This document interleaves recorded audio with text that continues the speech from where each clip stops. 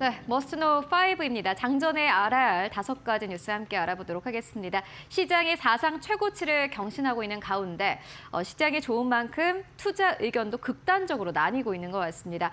간밤에는 뱅크 오브 아메리카에서 굉장히 의미 있는 투자 의견을 한 가지 제시가 됐는데요.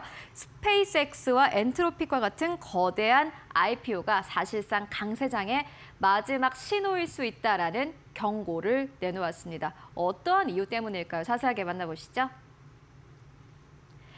뱅크 오브 아메리카는 스페이스X와 엔트로픽과 같은 초대형 IPO가 미국 증시 강세장의 마지막 신호가 될 수 있다고 경고했습니다. 최근 월가는 스페이스X와 엔트로픽 등 대형 비상장 기업들의 상장을 앞두고 기대감을 키우고 있습니다. 트럼프 행정부 역시 IPO 전성기 부활을 내세우며 공모시장 규제 완화 정책을 추진 중인데요. 하지만 뱅크 오브 아메리카는 이러한 움직임이 오히려 시장 과열의 전형적인 후기 사이클 신호일 수 있다고 지적했습니다. 투자 사이클 후반부는 일반적으로 개인 투자자들이 투기적으로 자산 가격을 끌어올리는 반면 기관 투자자들은 조용히 차익 실현에 나서는 경향이 있는데 최근이 그러하다는 평가입니다. 또 초대형 IPO가 대형 기술주에도 부담이 될 수 있다고 전망했습니다. 현재 미국 증시는 S&P 500 상승 상당 부분을 M7 대형 기술주들이 주도하고 있는데 패시브 자금 비중이 높은 시장 구조상 신규 IPO 편입을 위해 기존 대형 기술주 보유 비중을 줄여야 할 가능성이 크다고 설명했습니다. 네, 정말 뱅크 오브 아메리카의 투자 의견처럼 이렇게 초대형 IPO가 강세장의 끝 신호일까요? 계속해서 좀 살펴보도록 하겠습니다. 다만 또 완전 반대 의견이 나왔습니다.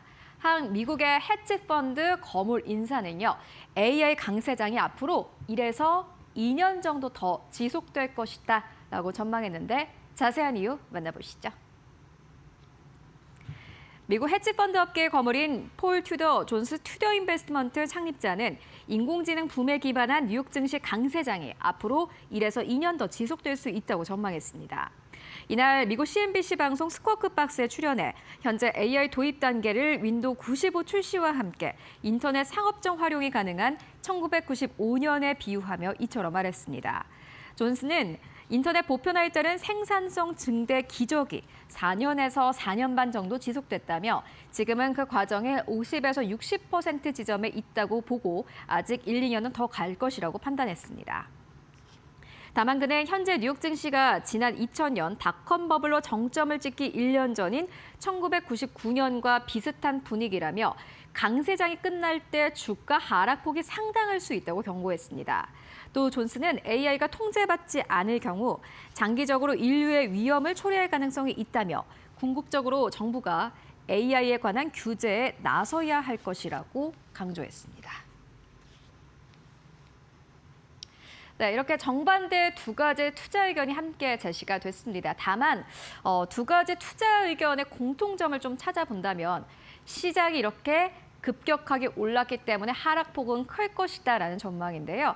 일단 지금 시장, 지금의 파티를 좀 즐길 필요는 있겠습니다만은 하락을 대비해야 되겠다라는 생각도 함께 듭니다. 세 번째 뉴스입니다. 미국과 중국 간의 만남이 얼마 남지 않았습니다. 그런데 이 만남을 얼마 두지 않고 지금 또 많은 이야기들이 나오고 있습니다. 미국의 많은 기업들의 CEO가 트럼프 대통령과 함께 동행할 것이다라는 전망 나오고 있는데요. 자세한 보도 만나보시죠. 도널드 트럼프 미국 대통령이 자신의 중국 방문에 엔비디아와 애플 등 국내 대기업 최고 경영자들을 수행단으로 초청했다고 온라인 매체 세마포가 보도했습니다. 이들 테크 대기업을 비롯해 엑소모빌, 보잉, 퀄컴, 블랙스톤, 시티그룹, 비자 등의 CEO도 트럼프 대통령의 미중 정상회담 수행단 초청 명단에 포함됐습니다. 특히나 보잉은 이번 중국 방문으로 중국과 대규모 항공기 주문 계약을 체결할 예정일 것으로 보입니다. 보잉은 지난달 말 실적 발표를 통해 중국이 조만간 보잉 항공기를 대량 주문할 가능성이 있으며 이는 보잉의 오랜 부진을 해소할 것이라고 발언한 바 있습니다. 트럼프 대통령은 5월 14일과 15일에 베이징에서 시진핑 중국 국가주석과 만남을 가질 예정입니다. 네, 미국과 중국 간의 만남이 또 시장에는 어떠한 모멘텀이 될지 기대해 보도록 하겠습니다. 이어서 네 번째 뉴스로 바로 넘어가 보도록 하겠습니다. 엔비디아입니다. 엔비디아도 역시나 마찬가지로 실적 발표를 앞두고 있습니다. 엔비디아가 실적 발표를 앞두고 있는 가운데 간밤 골드만삭스는 데이터 센터 향의 매출을 잘 봐야 한다라면서 앞으로 엔비디아의 주가가 20% 정도의 상승 여력이 있다라고 내다봤습니다. 엔비디아가 긍정적인 업황에 힘입어 시장 예상치를 상회하는 실적을 발표하고 가이던스도 상향 조정할 것이라는 분석이 나왔습니다. 골드만삭스는 보고서를 통해 엔비디아에 대한 투자 의견을 매수와 목표 주가 $250를 유지한다고 밝혔습니다. 이는 전 거래일 종가보다 약 20% 높은 수준입니다. 엔비디아는 오는 20일, 2026년 4월 말 기준 분기 실적을 공개할 예정이며 해당 기간 매출액은 786억 3천만 달러, EPS는 1.74달러가 전망됩니다. 골드만삭스는 투자자들이 향후 연례 개발자 회의에서 발표될 것으로 예상되는 1조 달러 규모의 데이터 센터 가이던스 상향폭과 에이전틱 AI가 서버 CPU 사업에 미칠 잠재력 영향력에 주목할 것으로 내다봤습니다. 또한 경쟁 구도와 투입 원가 상승에 따른 매출 총이익률 전망도 주요 관심사가 될 것으로 보입니다.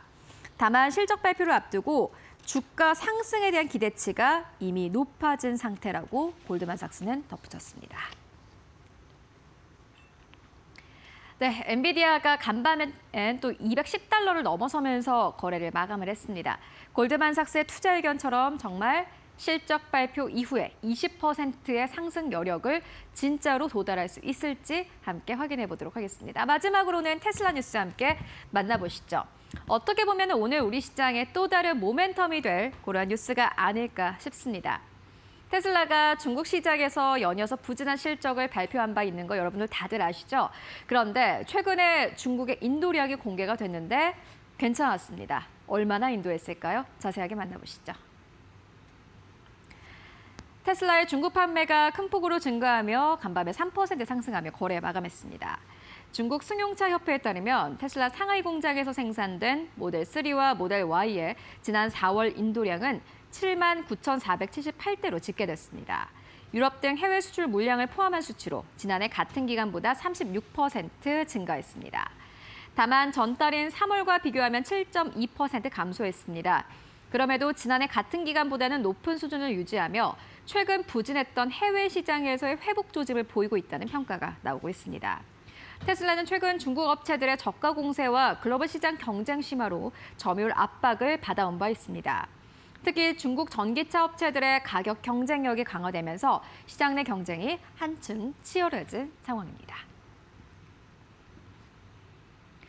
네, 테슬라, 특히나 FSD 쪽으로도 역시나 마찬가지로 기대감 받고 있습니다.